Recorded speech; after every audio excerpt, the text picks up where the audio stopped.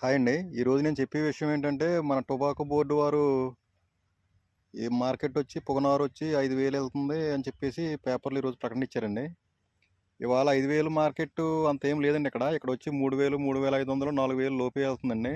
మీరు 5,000, 6,000 ఎళ్తుందని చెప్పేస్తుంటే ఇక్కడ రైతులేమో మమ్మల్నేమో కౌళ్ళేమో 50,000 నుంచి 80,000, 80,000 నుంచి ₹1,00,000 పెడుతున్నారండి. ఇక్కడ మేము కౌలు కట్టలేక ఇబ్బంది పడుతున్నాం మేము.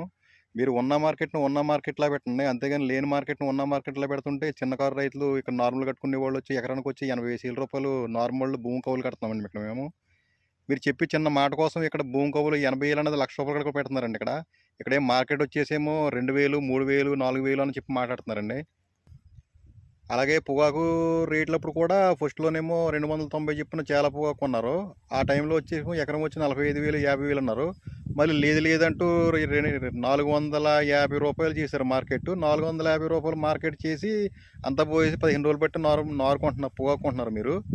కొన్న తర్వాత ఈ రోజొచ్చి మళ్ళీ 80,000 చేశారండి. అదే 45,000 కవుల్ని ఇవాళ 80,000 చేశారండి. ఒక బేరనొచ్చి ₹1,50,000 ఉడికించుకోవటానికి అయితుంది.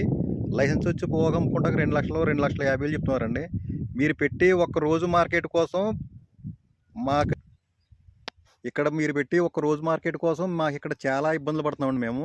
మీరు ఏం ప్రకటన ఇచ్చినా సరే కొంచెం చూసుకొని మార్కెట్ బయటికి చెప్పవలసిందిగా కోరుకుంటున్నామండి.